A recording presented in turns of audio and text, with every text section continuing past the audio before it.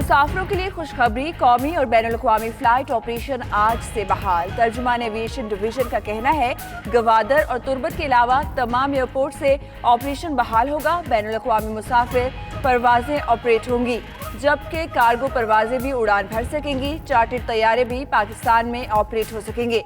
Flight operation के दौरान corona SOPs पर मुकम्मल अमल दरामद करवाया जाएगा। जस्टिस फायज ईसा के खिलाफ सदारती रेफरेंस का लदम करार। सुप्रीम कोर्ट के 10 रुकनी फुल बेंच के सरबराह जस्टिस उमर अता बंदयाल ने मुख्तसर फैसला पढ़कर सुनाया। अदालत का FBR को जस्टिस फायज ईसा की अहलिया और बच्चों को जायदादों से मुताल्लिक 7 दिन के अंदर नोटिस और 60 रोज में फैसला करने का हुक्म। FBR हुक्काम फैसला करके 75 रोज में रजिस्ट्रार सुप्रीम कोर्ट को आगाह करने के पाबंद। कानून के मुताबिक कार्रवाई बनती हो तो जुडिशल काउंसिल कार्रवाई की मजाज होगी।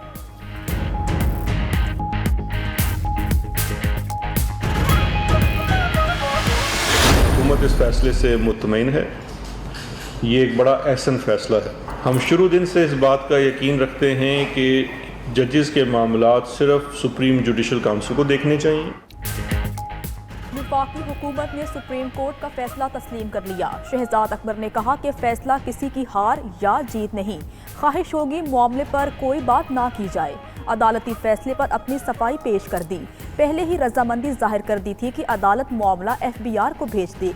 मुकम्मल आज़ादी में ही अदलिया का वक़ार है। अदालती फैसले के बाद पाकिस्तान तहरीक इंसाफ कोर कमेटी का इजलास, वज़ीर आज़म और दीगर को कानूनी निकात पर ब्रीफिंग।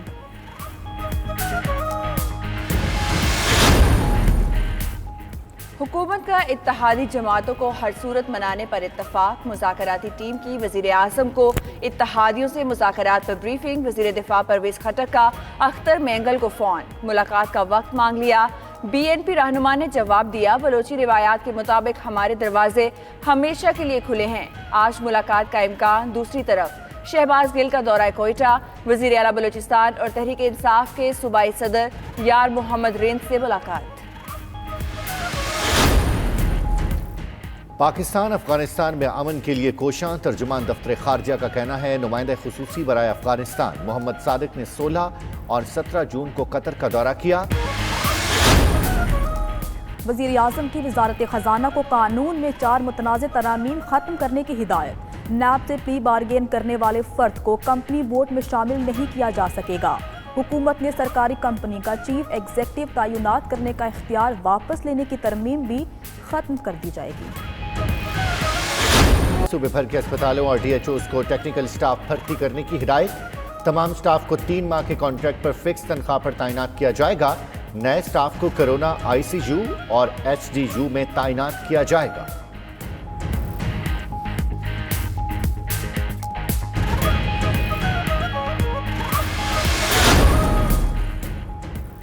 इकसठ मेडिकल आलात की दरामद पर सेल्स टैक्स की छूट। FBR के नोटिफिकेशन के मुताबिक 3 माह के लिए मेडिकल आलात बगैर टैक्स के मंगवाए जा सकेंगे। जिन आलात पर छूट दी गई है उनमें रियल टाइम PCR सिस्टम भी शामिल है। Tubes format, biosafety cabinet, autoclave, multi channels pipe और सिंगल चैनल पाइप भी शामिल है। Vacuum fold, micro sanitary fuse, viral RNA VTM भी टैक्स फ्री करार।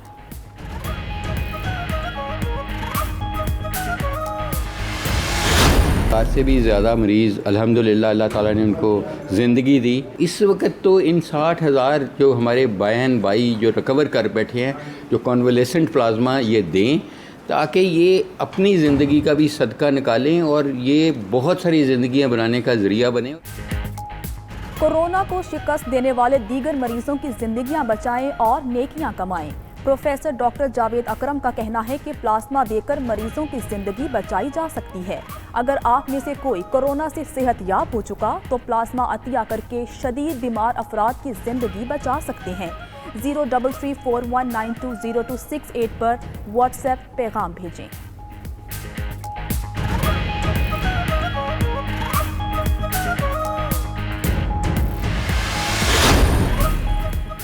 ऑस्ट्रेलिया में जाल में फंसी 2 व्हेल मछलियों को इमदादी टीमों ने आज़ाद कर दिया। रेस्क्यू ऑपरेशन 1 घंटे से ज़ायद तक जारी रहा। व्हेल मछलियां जाल से निकलकर गहरे समंदर में चली गई।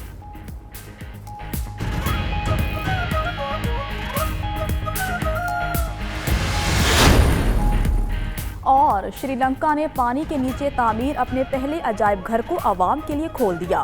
म्यूजियम को श्रीलंकन बहरिया ने बनाया जो 50 फीट गहराई में है।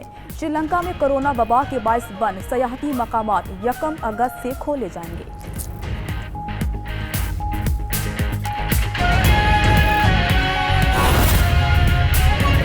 एजाज हसन साहब, बहुत शुक्रिया आपके वक्त का। कहिएगा, जो रेफरेंस है इसको कलअदम करार दे दिया गया है। अब अगर मौजूदा तनाजुर को आप देखते हैं तो नजर सानी की भी 7 दरखास्तें दायर हुई। अब इस तमाम तर सूरत हाल में क्या मंजरनामा बनता हुआ आप देखते हैं? FBI को 7 दिन का वक्त दिया गया है। पहली तो बात यह है कि मेरे पास इस वक्त कोई मुफस्सल फैसला तो है नहीं जो कुछ कह सकूं। दूसरी बात यह है कि ये अभी तक यही लगता है कि इसको बदनीयती पे, मैलाफाइडी की बुनियाद पे कलअदम करार दिया है 7 जजों ने। अगर दिया है तो किसकी मैलाफाइडी है? वो वज़ीर आज़म की है, वो सदर की है, वो लॉ मिनिस्टर की है, अटॉर्नी जनरल की है, इसकी भी है। उसको नोटिस देना लाजमी होता है। ये रेफरेंस यूं ही फैसला नहीं दिया जा सकता कि आप बदनीयती पे मबनी है। मबनीयती एक क्वेश्चन ऑफ फैक्ट है या क्वेश्चन ऑफ लॉ है। वो मैं उस पर अभी आता हूँ, जिस तरह इफ्तिखार मोहम्मद चौधरी के केस में था।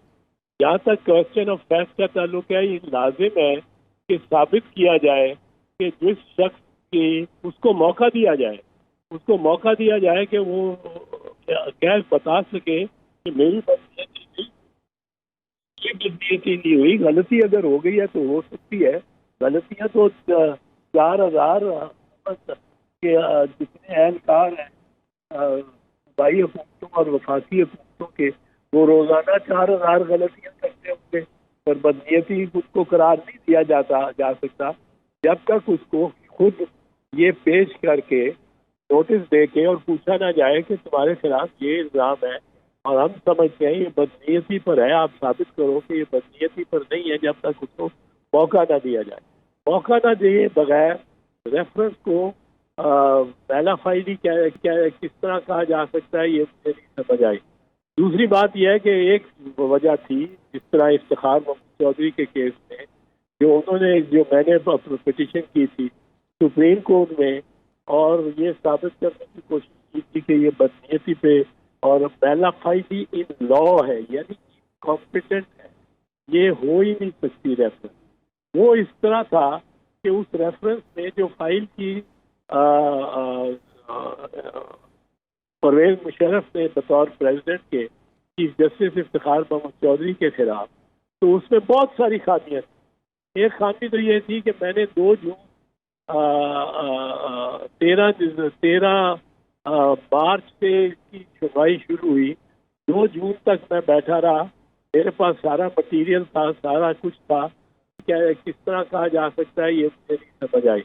दूसरी बात यह है कि एक वजह थी, जिस तरह इफ्तिखार मोहम्मद चौधरी के केस में जो मैंने पिटीशन की थी सुप्रीम कोर्ट में, और ये साबित करने की कोशिश की थी कि ये बदनीयती पे और मैलाफाइडी इन लॉ है, यानी कॉम्पिटेंट है, ये हो ही नहीं सकती रेफरेंस।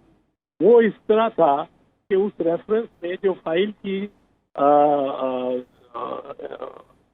परवेज मुशर्रफ ने बतौर प्रेसिडेंट के चीफ जस्टिस इफ्तिखार मोहम्मद चौधरी के खिलाफ, तो उसमें बहुत सारी खामियां थी।